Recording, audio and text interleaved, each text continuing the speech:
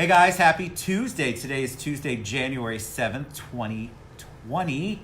Almost said 2019. 2020. Look who I'm with, the one and only beautiful Judy Julien. Hi. She's in the crazy house at the Citrus Club. Yeah, you look good. Thank you. Thank you good. so Happy much. New Year. Happy New Year, I'm everybody. super excited to have you on the show. You are just such a cool enigma. You've got a whole story and a journey that you've only recently, from social media, started to share, and I love it.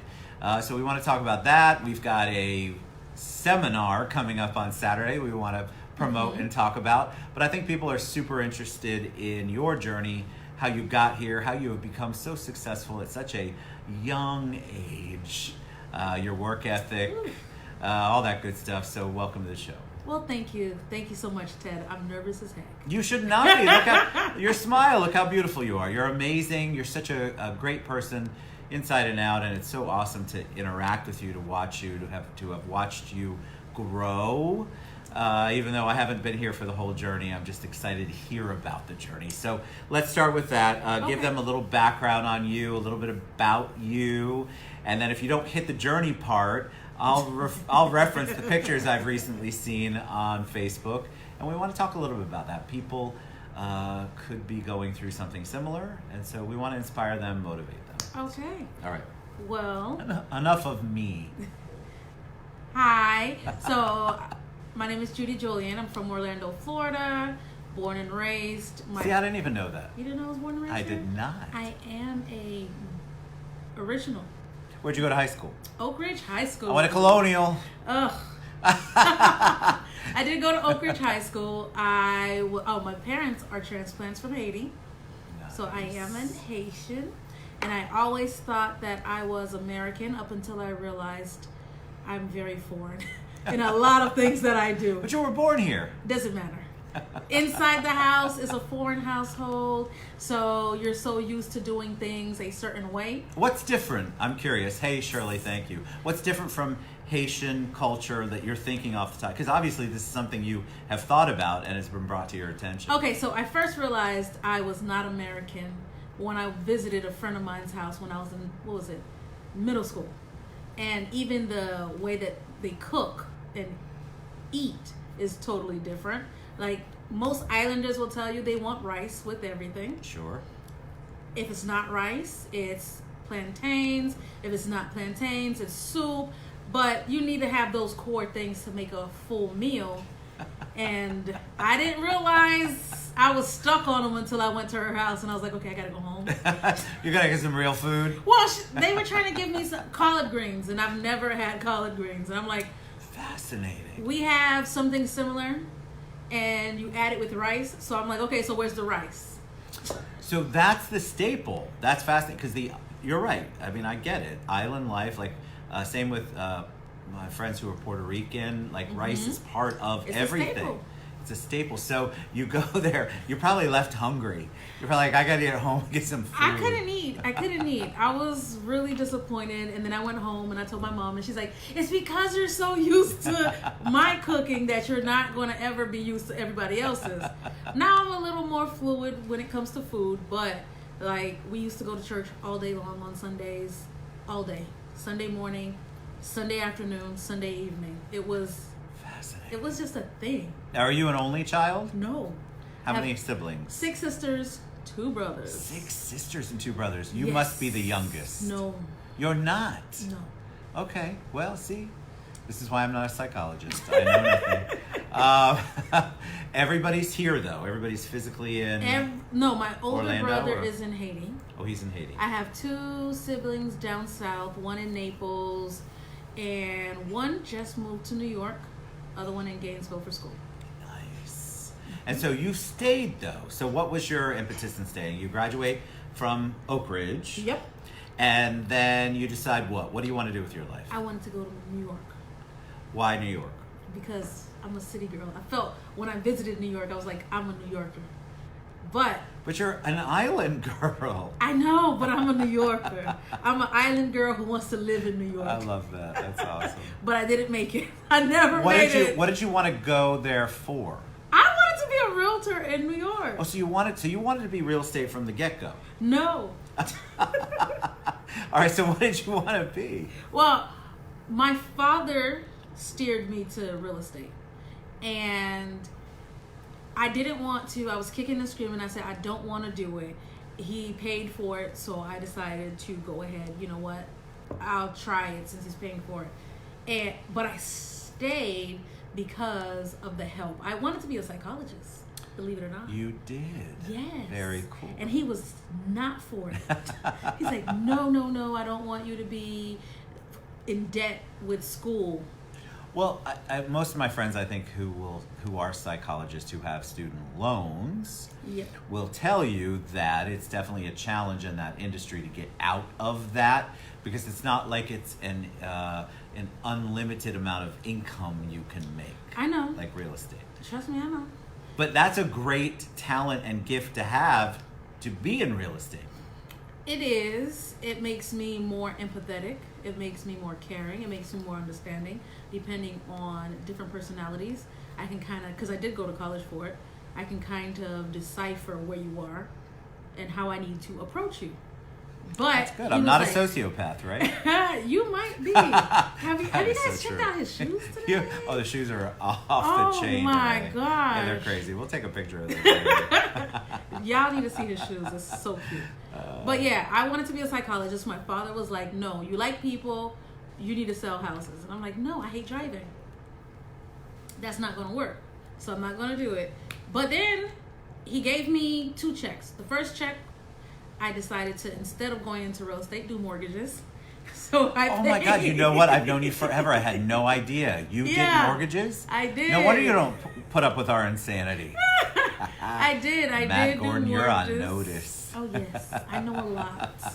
I know a lot, and I know how to pre-approve these people like nobody's business. That is such a gift from a lender side to have a realtor who understands that. Wow. Mm-hmm. A lot of lenders tell me the same thing because I ask a lot of questions before they go in, and that's why I do a lot of my buyers consultations. That's so good. Versus focusing on the house. I focus on the loan side. That's a blessing. Yeah. That's awesome, actually. Then the market crashed. Oh, yeah. Oh, that's right. You're old enough to be in that market crash. I was. You were a baby. That's when I started the mortgage side. The market crashed, and then I was like, what am I going to do? I was really young then. Really young. So I went back to work, and then people kept pushing me again to real estate. What did you go back to work to do? Vacation sales, vacation customer service. Oh, so you worked for like the Marriotts of the world, or the I'm not going to say the Hyatts, company. Probably a good I am idea. not going to say the company, but one was great. The other one, not so Not much. so much. Not so much. That's a hard job. If you've never done vacation sales or timeshare sales, wow. I give kudos to those people every day because I do not know how they do it. I would be in tears probably within 5 minutes. No. You have to believe that vacation can save your life. And I believe vacations can save your life. Then you could sell it all day long because you believe in it. No. I couldn't. The people Why? who do very good in it, they believe it. But because I did it backwards, I started off in corporate, and so I know all the back end. I won't be good at it because I'm going to try to sell somebody something, and I'm like, no, but you need this many Right. to get what they're telling you need to do. So I'm already shooting myself in the foot. I know too much, so I'm giving you too much information. So it's given you a great background. You've got the psychology background. You've got the sales training background. Mm-hmm. And then you say, all right, at some point you go, all right, I'm getting back into the market. I'm going to be a realtor. People kept forcing me. They're like, your personality, you need to do it. You need to do it. The VP of the last job I ever had pushed me, and she paid for it. Wow. I was like, That's a wonderful person to have in your corner. she made the company pay for it, but she's the one who said, Judy, do it. The company will pay for it. We got you. That's cool. And I was like, really? So you guys really want me to do this thing? Why do you think that you were resistant to it? Like, what was it about it other than the driving? Because that's one thing, right? But what was the thing that said, I just don't want to do it? But it was the driving. So it was the driving. Yeah, I don't like driving. So in this day and age, when did you get back into it? What year? 2012. Okay, so it's changed a lot since 2012 even too. You don't really go out anymore. Like, you don't have to, do you? Tell us, educate us. Look You at that. drive. You drive. You So go what do? Do you house Uber? to house. Do you Uber and meet your clients? No, no. You're driving. I'm working past that because I like what I do. I love what I do. I feel like God has graced me with this. People saw it, and I was being resistant, and I was being stubborn, and I didn't want to do it. But God graced me with it. He gave me patience. He gave me the empathetic nature of myself. And I love what I do. See, you love it. So there's this one Achilles tendon. There's this one little part that you're like, I so gotta get past that. But you're working past. I love that because I think a lot of people won't take the leap because they're waiting for everything to be perfect. Yeah. Everything in their idea system needs to be perfect. And if it's not, no, I'm not going to do that. And I think that's such a mistake that people make. So you're a great testimony to the fact that, look, there's a part of it that is literally ingrained in everything she does because that's real estate. And you have to get past that, and you love it enough to get past it, and you're successful at it. Well, thank you. I'm not as successful as I want to be, but I'm going to get there. We're all working toward our know. success. All right, so before I get into real estate, Yes. I want to go back. So you share what you want to, but on social media, we talked about Shoot the Shot, which I loved that. The journey, the progress, but you have recently posted, you had Trials and Tribulations 10 years ago-ish.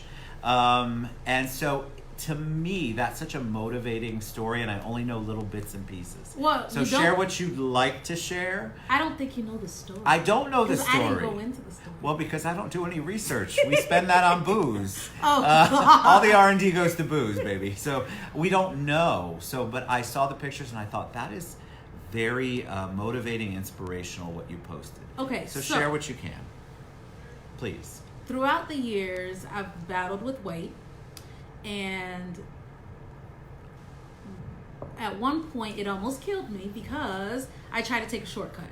So going back to that story, a few years ago, I started weight loss about 2008, and I did pretty good, and I got to a plateau. Everybody knows there's always a plateau. I got there, I was like at 180, and I'm like, nope, I only want to use 30 to 40 more pounds. So my trainer at the time advised me, why don't you try a fat burner? Throughout that whole time, I lost 85 pounds without fat burners, just working out.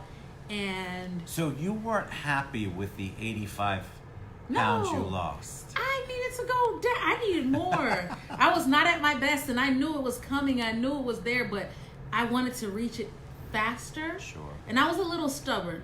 I'm going to put that out there. That seems to be a theme. I like it. I was extremely stubborn. I wouldn't change the way that I ate. I wanted to do it. Well, because you had to have rice. They don't let you have rice in most diets in this day and age. But I wanted to lose it a more natural way.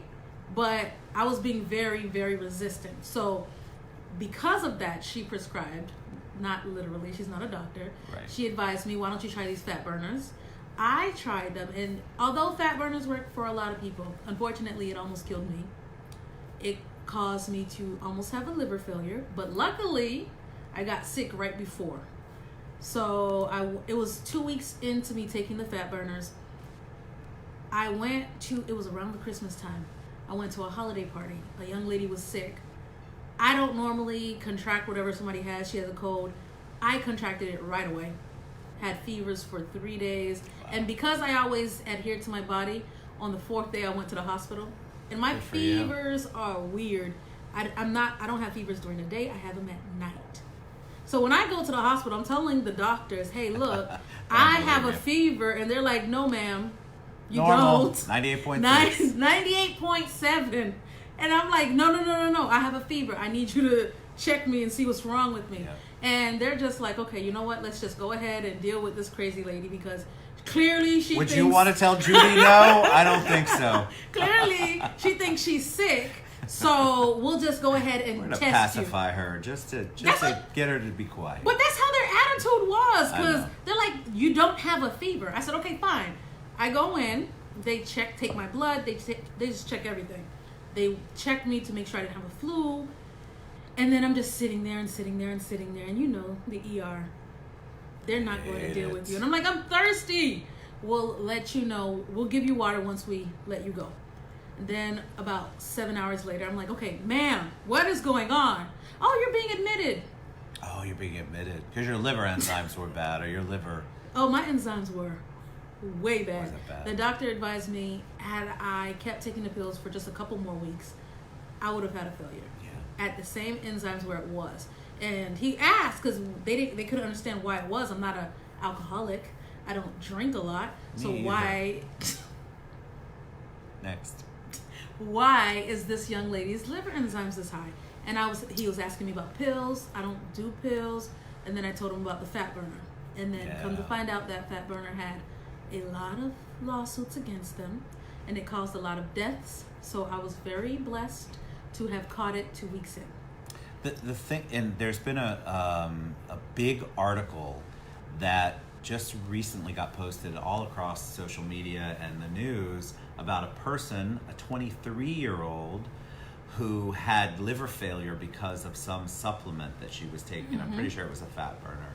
And so it's just such a clear message that you have to, just because, remember, the FDA doesn't regulate anything that's a supplement. So I know it sounds like the FDA is in your business, but wouldn't you prefer to have something that you're taking and ingesting in your body? Don't just take it because it sounds like it's natural. Mm-hmm. There's tons of fillers. You don't know what it does to your body. Your liver almost always is one of the first organs to react in a bad way to the stuff that you're doing because you're toxing it.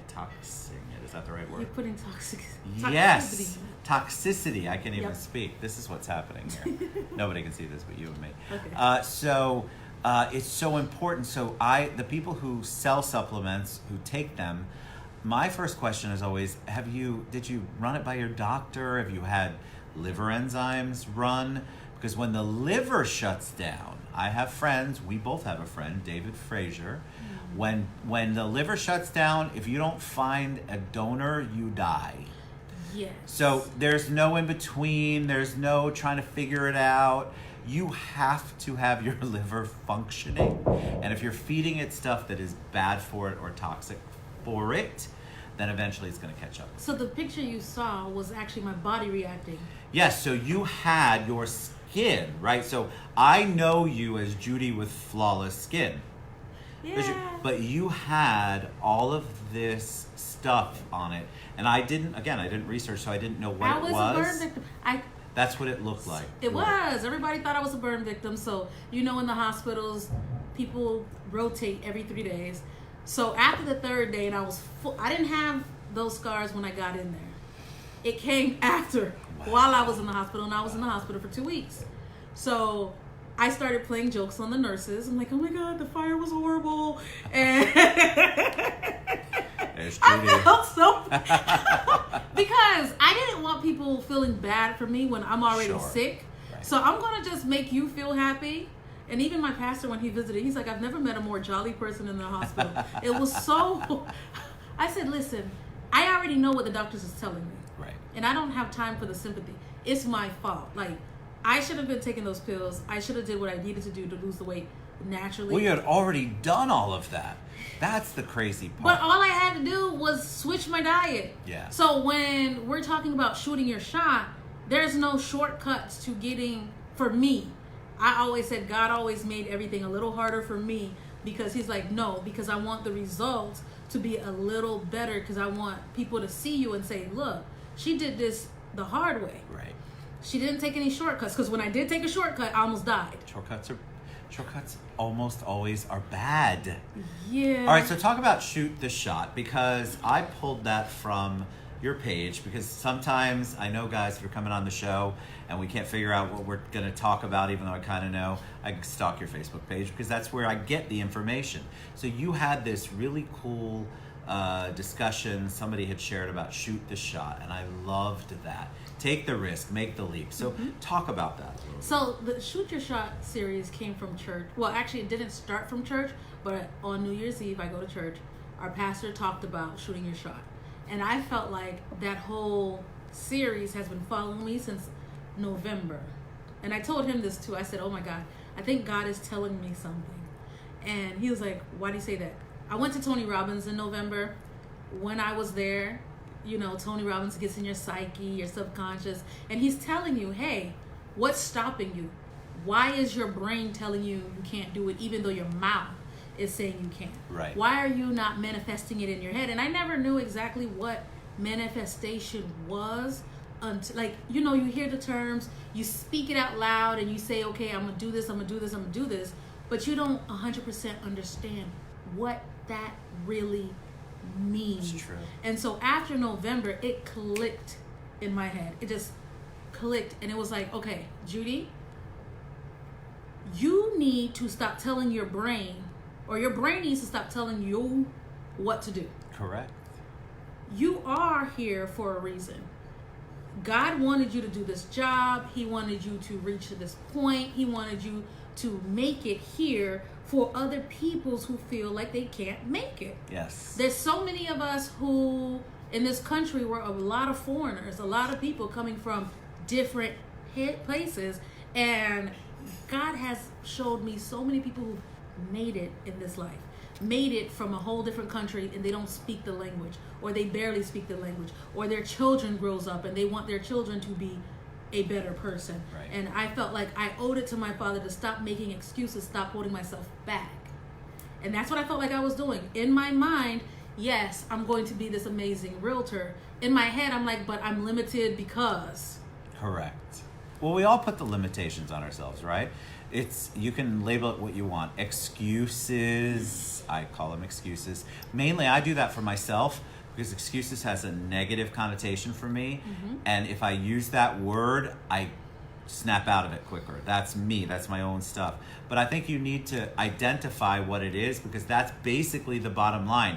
You're giving a reason why not, instead of just accepting it and figuring out how to do it, or the why and how to get it done. Exactly. So that's the same reason why I was saying it was my fault I got sick. Right. It wasn't anybody's fault. All I had to do was switch the diet, and then I would have lost the weight. Like right now, I'm on a weight loss, and I'm switching my diet, and I'm not going to use any pills. I've lost it before. I can do it again. This time it's going to be much faster because I'm doing it the way doctors advise you to do it. Correct. Switch your diet, work out. Workout is only 20%. The diet is 80%. So I'm focused on that portion, and I won't get sick again.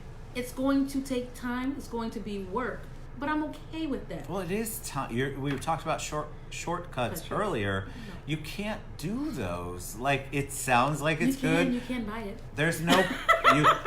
I've heard. We're gonna do a couple of TED Try shows on how you can buy it. You can. It's coming up soon, people. Yeah, there's all sorts of stuff that you can do, but for a long-term effect, for a long-term impact, for a lifestyle change, which is what most of us need—a lifestyle change of some kind, food, exercise, activity. Then you have to just go with the flow and understand it's not going to happen overnight. We're an immediate society. We want everything now. Exactly. I want to take a pill and be done. Yeah. I want to take a pill and not gain weight or do anything from the coffee in my mug or any of the stuff bad vices I have. And all of us want that. Seriously, we do. We all want. But that's when you start shooting your shot. You don't care anymore. That's what I've been doing, and I'm living shoot your shot. unapologetically. Good. I give the credit for the term "shoot your shot" to my pastor, David Shaw. But I felt like I've been doing that since November. It's been following me. Right. I said, you know what? No excuses. Well, how am I going to make this year better? How am I going to better enrich my customers? How am I going to better enrich my past customers? What am I going to do in this world that is going to leave a stamp as to why God placed me on this earth? I love it. You know, you're a faith. I'm a faith person too. I think that when you have that in the back of your mind, it weighs on you, and you feel like you have not just an obligation but a duty, and you want to do it. I want to do things better, and I reflect back to my faith. Like, all right, so I'm tasked with these gifts. I have these gifts. I have these things I'm supposed to do. I know I'm here for a reason. I'm not sure what yet. We're going to figure it out at some point. But I know that I should be doing these things, and I don't like it when I'm not. You can tell you're out of spirit, or there's a word that our whole faith family uses. I'm not in the spirit. I'm literally not aligned. I'm not with it. And so I get that feeling, and you know it. So even if you're not a faith-based person, when you're feeling out of sorts and you're not feeling it, that's your body, the universe, whatever your beliefs are telling you, you need to readjust. You need to figure out what's wrong and fix it and change. Mm-hmm. All right, so let's talk. We have a seminar coming up. I Yes, almost you called it do. webinar. So talk about the seminar, because I think 2020, I'll let you give your thoughts on real estate, but I don't want anybody to be afraid of real estate and what's going on in the market. I want you to stop listening to mainstream media and just tune into the TED Show and other shows like it. Because honestly, the people that we bring on the show and that other shows bring on, they're the people that are in it. They're working it every day. They're rolling up their sleeves like Judy does, and she's in it with her buyers and her sellers. So tell us about the seminar. Tell us just a teeny bit about the market, in your opinion. Okay, so the seminar is going to be new construction format.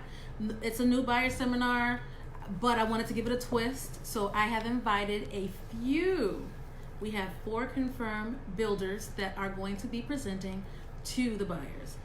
And I thought that would be much better, because I can tell you about builders all day long, but why not bring them into the place? Why not let them tell you about their products? I think it's smart. Versus you driving everywhere to see the product yourself. Now, once you find one that you mesh well with, then for sure, go and visit it and see which one you like. Correct. So everybody's starting to do them right now, because it's the beginning of the year. You have a lot of buyers in the market.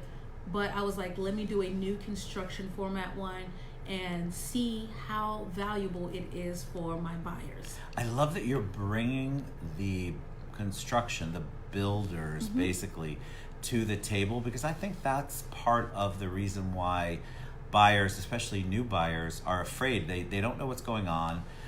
They don't really know what builder to go to. They kind of know what their house is, but isn't it great? I think it's brilliant, by the way, to bring people together, to bring them all under one roof. We're all in the same boat. We all want the buyer in this particular segment. We want the buyer to feel comfortable and find out what's important to them and what makes sense for their budget, for their needs, for what they want to grow in. And so how awesome to bring everyone together. I think it's really smart. Thank you. So when is it and where is it? It is going to be on Saturday.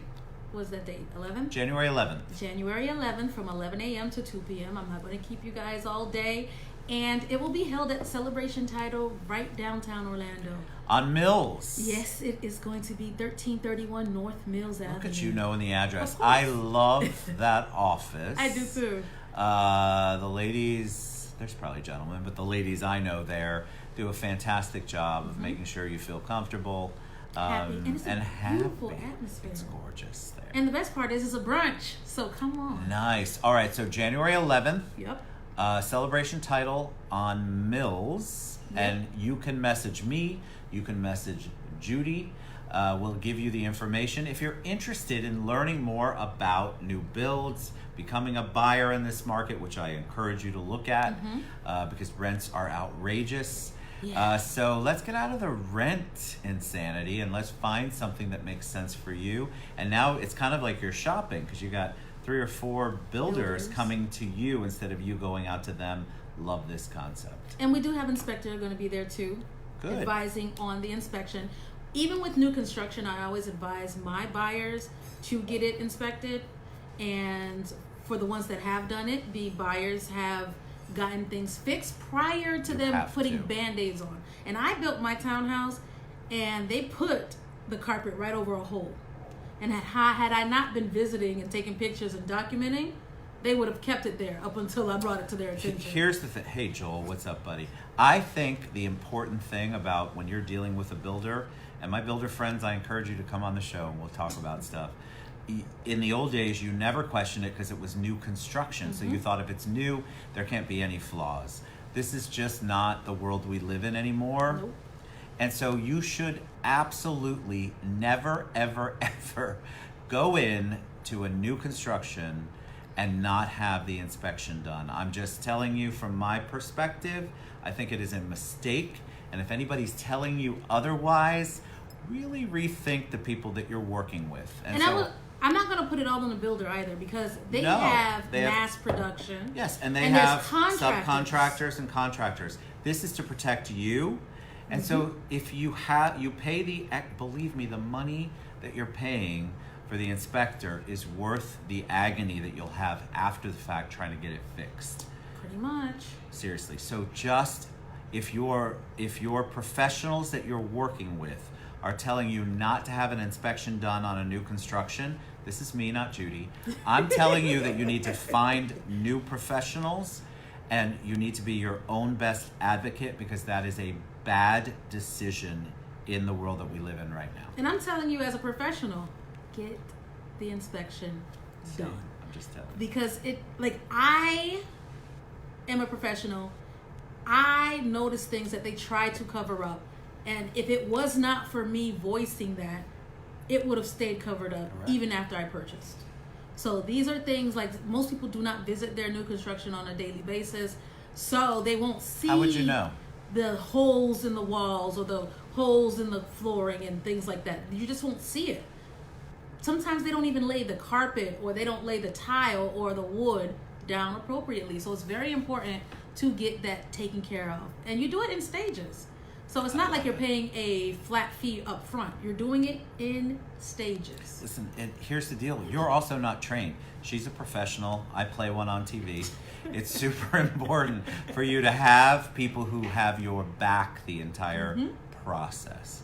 All right, so we're going to share all of Judy's contact information, how you can reach out to her, how you can get involved with Judy on a professional level, how you can come to the seminar on Saturday from 11 to 2 at Celebration Title. So we'll share all of that after the show, give the links and everything. All right, so we're big on sharing something. 2020 is such a big year. Like everybody's excited for it. So what are you doing differently? Can you share with them something that you're doing differently in 2020, or you plan to do, that you believe is going to make a difference, a success, a bigger success in your world? Well, ultimately, I'm going to continue to be a voice and reason for my buyers. But my ultimate goal for this year is to be more involved. And I'm volunteering at 2 different schools this year. I'm a mentor for 2 different students. I love that. I'm going to be doing more missions work because I want to give back. I feel like I've been holding back what God has told me to give, so I just need to give it back. And I know it's going to come back to me. In the long run, it will eventually come back. But for now, my goal is continue to service my customers, buyers and sellers, continue giving them the tips that I always give, continue putting it out in the atmosphere, all the knowledge, because that's why my customers love me. So I'm not going to change that one single bit, and let the universe do what it needs to do. I love it. All right, Judy Julien. She did her own show today. See, it wasn't nerve-wracking. It was. It really was. You did such a great job. Oh my God, you were amazing. My cheeks hurt though. My cheeks hurt from laughing, smiling. You're a joy. So reach out to Judy. If you don't have her on your Facebook or your social media, reach out to me and I'll connect you. If you're interested, you're an apartment dweller, you want to come to the new buyer seminar on Saturday, reach out to me or to Judy. But you know what? Also, if you want to get involved in the community, we are all on this show, me and of course Judy just talked about it. If you want to get involved, reach out to us. We have plenty of ways to help you get involved. I think it's a big deal, and I love that about what you just said. All right, you're a joy. Love you to pieces. Thank you. We love you guys. We'll be back soon with Rich. Mwah. Bye, guys. Have a good one. Bye-bye.